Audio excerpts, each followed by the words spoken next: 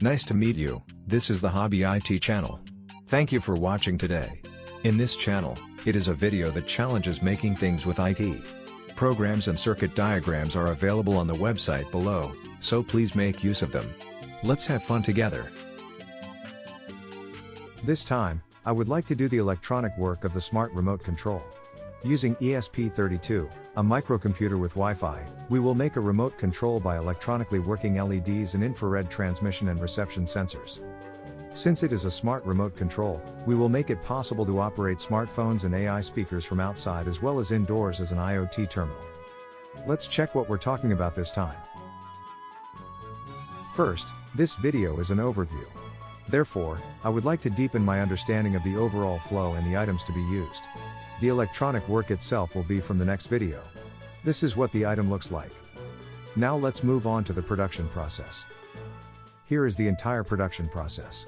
Since a lot of content is required to make a smart remote control, we will divide the content into 7 parts and distribute the videos in order. We will post links related to 7 in the summary column, so you can skip unnecessary parts and browse. This time, it is an overview, and we will understand the overall flow, system configuration, items to be used, reasons for selection, development environment, etc. in the next 3 videos. Second to fourth, we will do the electronic work of the hardware. There are 3 sensors, an LED, an infrared receiving sensor, and an infrared transmitting LED. Next, we will make it possible to operate the smartphone. In the 5th video, we will implement the web server function and SPIFS file operation on the microcomputer, and operate the LED from the smartphone. In the next 6th video, we will create software that enables remote control from a smartphone by saving and reading remote control signals.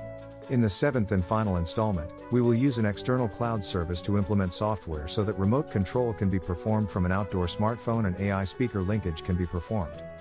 The overall flow is as above. Next, I would like to understand the final system configuration. The final system configuration will look like this. For the cloud part, we use all external services. There are restrictions on use, but since it can be used free of charge, I chose this configuration. The main production will be a smart remote control for IoT terminals, and I would like to understand the method and usage of the cloud part. As shown in the figure, there are 2 main routes: direct indoor communication and outdoor communication via IFT and BBOT. I will explain the details in the next and subsequent videos, so I hope you can understand that this time we will finally build such content. As for the development environment, I would like to use Arduino. Arduino was developed in Italy under the philosophy of making things easier and easier to understand. Currently, it is widely used for learning all over the world, and the library is also substantial. So, if you want to start electronic work, I think this is the only development environment. This time, we will use this Arduino. The IDE software can also be downloaded for free and can be used on multiple operating systems such as Windows and Mac. You can use it immediately after installing it, so I will include a link to the Arduino official site in the overview column. Next, let's look at the reasons for selecting the microcomputer ESP32 used this time. When it comes to microcomputers, I think you'll have to choose from the broad categories first, so I think it's a good idea to choose from these 3 categories. It may not be desirable to compare the following 3 side by side, as they differ in price and performance. Also, there are various types other than these 3, but I think that it is good to choose from this most major one first. This is because there are a lot of libraries on the internet for expanding functions and implementation methods for major ones, so it is easy to do various electronic work. Also, there are a great many types among these 3 categories, but I think that the details will be selected later, and first we will choose which of these 3 categories to use. As shown in this figure, if you want to do electronic work such as IoT devices, the ESP32 that I am using this time is recommended. It can be easily implemented using the internet, such as operating from a smartphone, because it has Wi-Fi, and it can be used with Arduino, and the library is substantial, making it easy to learn and develop. In terms of performance, the CPU and memory are highly functional, but the price is very cheap. It can be implemented not only for HTTP, but also for MQTT clients and web servers, so almost anything can be implemented. If I dare to mention the points that I am concerned about, when using Arduino, it requires a little more environment setting than hardware, and when implementing processing that requires a little CPU load such as AI functions, a slightly more advanced function such as Raspberry Pi, I think you will need something. However, if it is a normal electronic work, most things can be implemented, so we will use ESP32 this time as well. Next, we will understand the types of ESP32. There are many types of ESP32 as well. First, let's check the genuine espressive product. Arduino is the most standard model, but there are other models such as Rover with large capacity memory. There are many other detailed types, but I think you should know these two types first. Regarding the usable memory, Arduino is 5/12 byte, but Rover has a large capacity of 8 byte. Other than the memory capacity, I think that there is no problem in using it assuming that the specifications are basically the same. I think Rover is good for applications that consume memory, such as handling videos.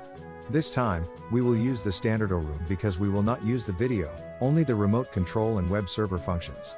Also, there are many ESP32 development boards made by other companies, but when using in Japan, please use those with the technical standards conformity mark. Some products do not have the technical conformity mark, so it is necessary to check before purchasing. Next, check the technical conformity mark. This is the technical conformity mark.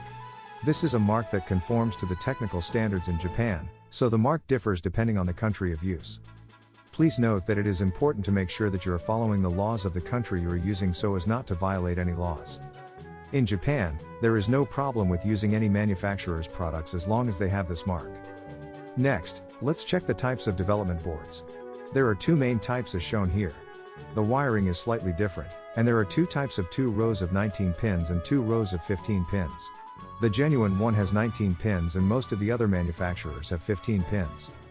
Either way is fine for this use. This time, I would like to do electronic work with a genuine development board. Next, let's deepen our understanding of the development board. The name of this development board is ESP32Dev, Kit C32E. The last E is the version, so there have been B, C, and D so far, but since it was new in alphabetical order, it seems that the next one will be F. The ESP32 main body is mounted on the top as shown in this figure. The ESP32 itself does not have a connection port with a personal computer, so we will use this ESP32 development board with a micro USB port and jumper pins to be able to work. The development board has the following 3 functions, which can be used as soon as it is connected to a personal computer. 1 USB serial data conversion function for communicating with a personal computer. 2 voltage limit function that converts USB 5V voltage to 3.3 volts for ESP32. 3 jumper pin for wiring to the breadboard. There is also a switch that can be restarted. A detailed circuit diagram is also available on the official website. The following is for your reference. The ESP32 itself is cheaper, and there may be people who don't want to buy an ESP32 development board and want to do electronic work from the ESP32 itself for learning purposes.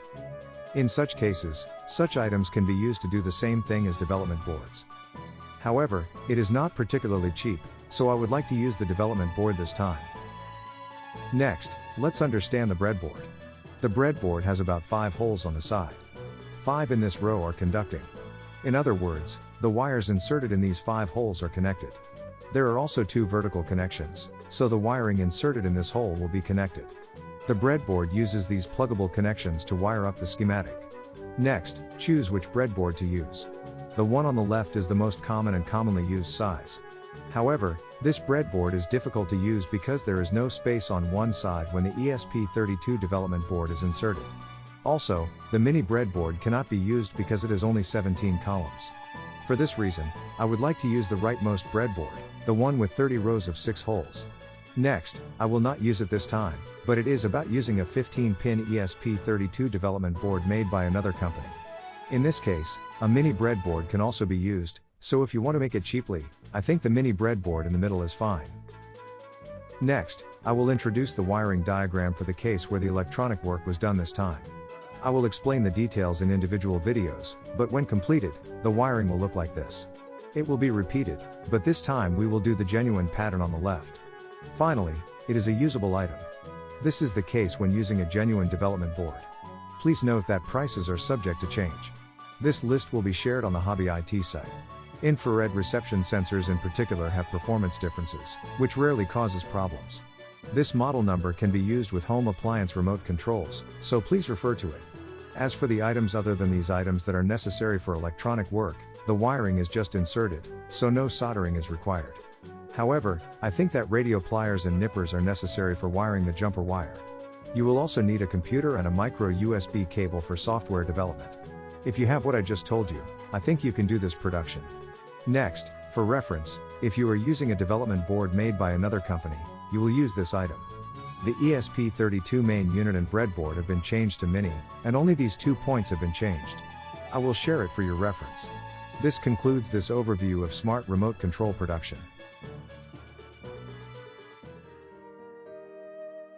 We will continue to take on the challenge of making things using IT like this, so please give us a high rating and subscribe to the channel. See you next time.